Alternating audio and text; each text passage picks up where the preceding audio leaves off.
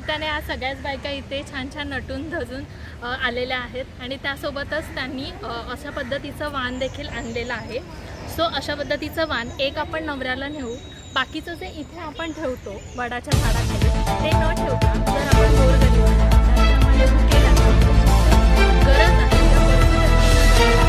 जे लोक उपाशीतापाशी असतात, कचरेवाले, त्यानंतर शेजारी पाजारी असणारे वॉचमॅन कामगार, ते मंदिरामध्ये असणारे त्यानंतर ते कोणी ज्यांना भुकेच्या आहारी जाऊन त्या लोकांचे हाल होत असतात, त्या लोकांकडे जर आपण योग्य ती पूर्तता केली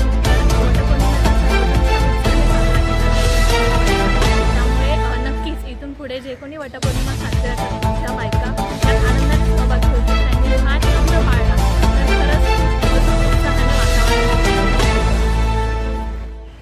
हा बोलते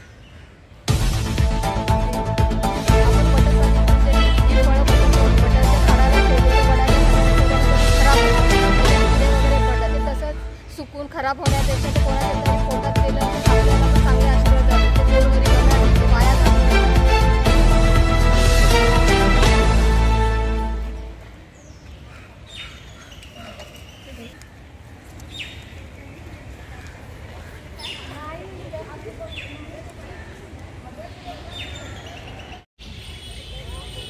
आपण जे पूजा करतो सगळे वटपौर्णिमा नवऱ्यासाठीची सगळे आपण सगळे पूजा करतो, सगळे पण ती फळं सगळे पाण्याखाली जातात की नाही पाऊस पडल्यावरती, म्हणून जी सगळी फळं जमा करून गरिबाला दिलं तर आपलं थोडं पुण्य लागतं।